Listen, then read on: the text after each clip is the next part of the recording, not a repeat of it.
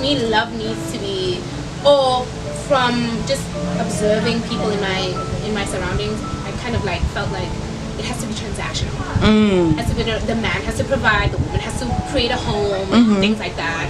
And it kind of made it feel like there wasn't love. The love part wasn't an option.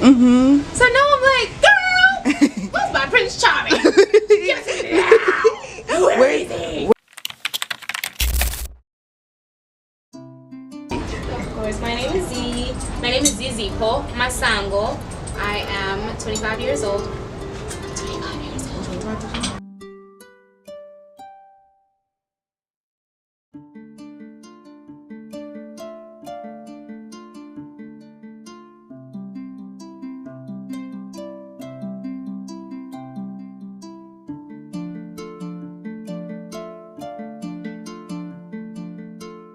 I want to, and it's not even that I feel like there's this like scared mindset of like, oh, I don't want to be saved.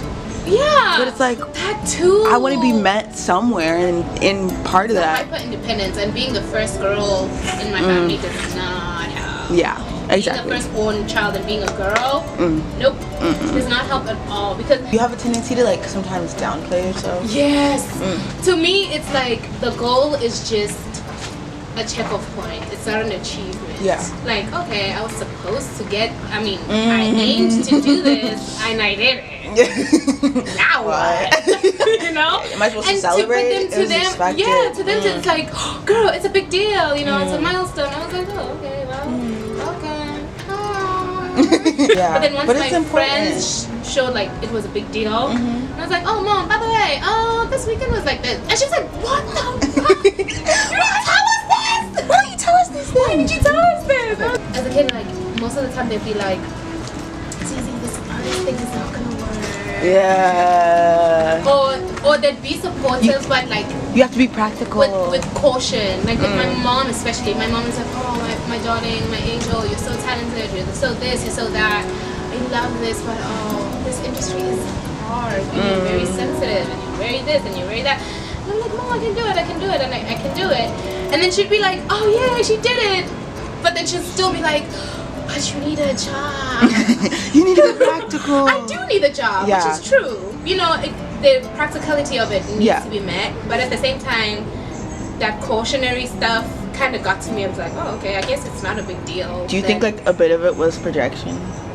A bit of it was projection? I don't think so. Like in the sense, like maybe the stuff that her mother tried to protect her from, she was trying to protect you from, or the stuff that she protected herself from? Yeah, definitely, because it's like a cycle. My aunt, who's her older sister, has a daughter, and I'm compared to her a lot. I'm compared to her. Very talented, she's very creative, and she went to Johannesburg. Johannesburg is like the New York City of America. So New York City or LA or whatever you want to associate it with. They stole her ideas, and she'd see them on TV, she'd pitch stuff to people, and she'd see them on stage, and she'd be like, oh, I thought they would give me the opportunity instead of taking my ideas, you know, things like that. So that kept on happening, kind of derailed her, and not derailed per se, but like kind of made her quit in a sense. I finally started seeing that, and when I said, I was like, oh, I want to do this, and they were like, see her? They're gonna take your ideas just like they did to her, or you're gonna end up in a situation where you're just sitting there in Johannesburg with no job and no nothing, and you're not doing what you want or what you wanted. Just get a job. Like, I understand that, but I'm not her.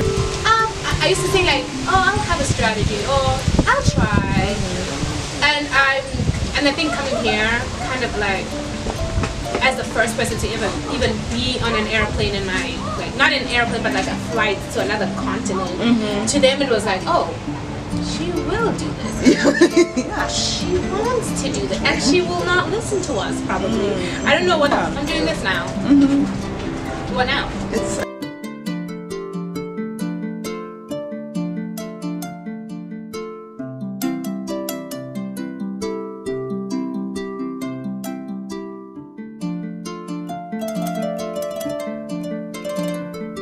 I see posts online about firstborn daughters. I'm always like, I relate with this so much.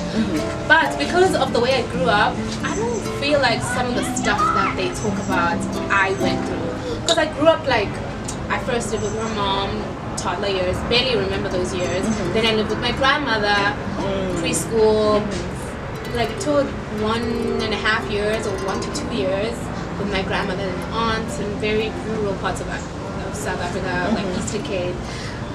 Not too rural though, let me not say that. And I lived with my father. Mind you, my parents are married. Happily married, 26 years. But because they wanted their little girl to get the best of the best, I was never in one place. They wanted you to be they wanted me to go to the best schools, and the best schools were not in this town. They were in this town. They wanted to protect me from this, so they would send me that. So it's stuff like that. But now I'm realizing that affected me very much. Because you didn't have like because I didn't have a solid foundation. I didn't have like a solid ground, especially for those foundation years. We lived with us, so we never had like an adult in the house. So I feel like I raised myself, then my brothers, because my brothers were completely fine. They were with my dad the whole time. But like still, that's like even raising yourself. Parentified kids go through a lot of bullshit because we never get to experience how it is to be a kid. I was like, oh my gosh, Zizi, you're so childish. And I'm like, yeah, rightfully so. I will be childish for the rest of my life. Because like it's like, oh my, I'm allowed to have fun even as an adult, you know, because I never got that chance as a kid. I mean, I did, but like I was always in my head about it. Oh my gosh, what are my parents gonna think? I need to act this way, I need to be of example. And then you'll have situations where my brothers would get in trouble and I'd be blamed for it. Like, why didn't you look after them? Why didn't you do this when they were doing that? And then I had a period of my life of defending myself and my brothers, and that too was deemed as not good. Like your parents raised you to be overly prepared and smart and intelligent, but then once you all those things, it's like, oh, a little bit too much. Wait a minute. How do you feel about the idea of like being too much? At first I used to care, and then I realized that the people that always tell me that they're too much never do shit that's out of the box. You would never do the shit that I would do. You know, so eventually I kind of thought that it was out of them being embarrassed of me, but I'm not embarrassed of me because half of the time the shit that they were embarrassed about were things that that ended up being true or being right or being my authentic self. Especially like, why are you wearing that and why are you wearing that? High school too, I became very insecure about the stuff I wore because I went to an all-girls school. Oh, I'm insecure. These motherfuckers are not even putting that shit on. It was a good school. We had very good teachers in that school, but I think during apartheid it was a white school.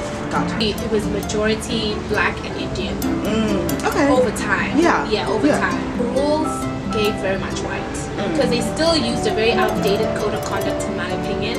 I appreciate their code of conduct now that I'm an adult because it shows like how important discipline is in certain areas of your life, especially when you're like in a work environment. Like some of the rules that they had, it's like they were preparing us for that. And I appreciate that a lot. But things like hair, girl, you are policing hair, and you have such a diverse group of not only Indian people, but black people. There's so much culture amongst the black diaspora in like South Africa. So there was a whole protest. Girls refused to like have their hair in cornrows. They would rock up and have afros. It was a whole movement. It started in Pretoria. There was a girl who got in trouble. They refused something of her because she was wearing her big afro. She protested. She came to school with an afro, like almost every day. And then other schools started joining it, and our school started joining. Powerful moment to feel that like you can't release all things. Some things need to be changed. How do you think impacted you long term, like being a part of that?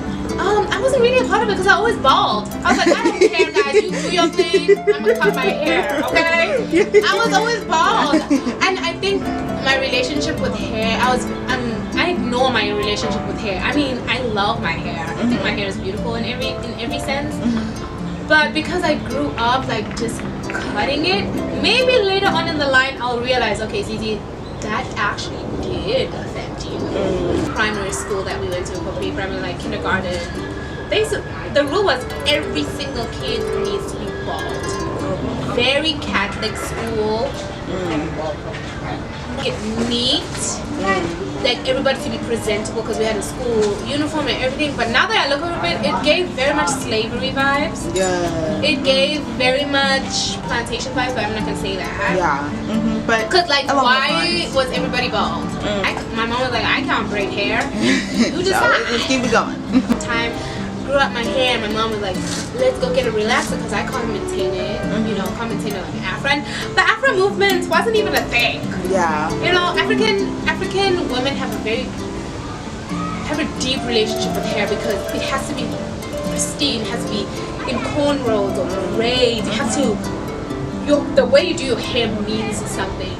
I went to get my hair relaxed and they burned all the half of my hair and I had a huge scar, like a huge gash in the back. It's like someone like hit me. It was huge. I had to cut all of my hair because the relaxer had burned half of my head off. The women were not listening to me at the hair salon when I kept telling them, hey, it's itching, it's burning. And then my hair got burned off. And then about it, my dad was furious. My dad was mad. I don't know what kind of conversation they had after that, but I know that my dad was not happy about it. My hair got burned, and then it kind of made it traumatic for me afterwards to go to hair salons. I remember even telling my mom, like, I'd rather go to a hospital than a hair salon. Those were like, you know, I would try, I'd have periods where I'd grow out my hair, and then eventually I was like, you know what, I'll just cut it. And then I just kind of committed to it as an adult because I was like, it's easier that way and I like it. And I always get a lot of compliments when people see my bald head. So I kind of went with it. So I wouldn't say I have an unhealthy relationship with hair, but I'm just like, oh, okay, that happened. Now we're bald, and here we are, and we like it. We're rocking with it. We'll buy a wig if we want some hair. I have so much optimism for the human race, man. I feel like we're so beautiful, and we will survive. We will survive. I think. What about your future? My future specifically, so broad though, because I never just look at myself only. But I mean, why not? Oh my gosh, I feel so self-centered. Hey, it is my life. It is your life. You know. My future, there's so much to come. Yeah. Because I'm always evolving and I'm always growing. I'm always shocked at the person I am each year. I'm always like, oh, okay, girl, you over that already? And like I'm learning so much in being in this country and being around people who come from different walks of life and countries and stuff like that. So I have a lot to look forward to. Because this is like still the beginning. I'm like 5 in adult years. I'm literally 5 in adult years. I'm still a itty bitty baby.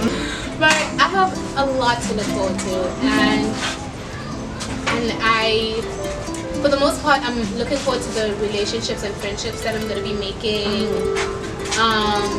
Being more creative endeavors, and using my creativity like to the max capacity. Like I want to do crazy shit, like not too crazy, but crazy shit. Yeah. And the thing is, with me, whenever I think about the future, I always think about the person that I want to become instead of what I want to do, because I'm always changing my mind. And by the end of the year, it's probably someone that is not interested in that anymore, you know. So I want to be a person who's able to show up for people, who's reliable, who has lots of love and humility, who's smart. Book smart and street smart. I think I'm already street smart, but my friends would disagree. But I'm here in a new country alone, so here we are. So the future, that's what the future holds for me. More creativity, more educating myself, more love, more healthy. Zizi. Yeah, more Zizi. More healthy than me just being apologetically myself and accepting myself for who I am. Because that's the most important stuff. Like, what do those hippie people say? Radical acceptance. Radical. It has to be radical acceptance. So I want that radical acceptance because I am who I am, and like I can't change that. And changing that is so uncomfortable. There's no need for me to change anything. The most I can do is just grow, evolve, and just learn.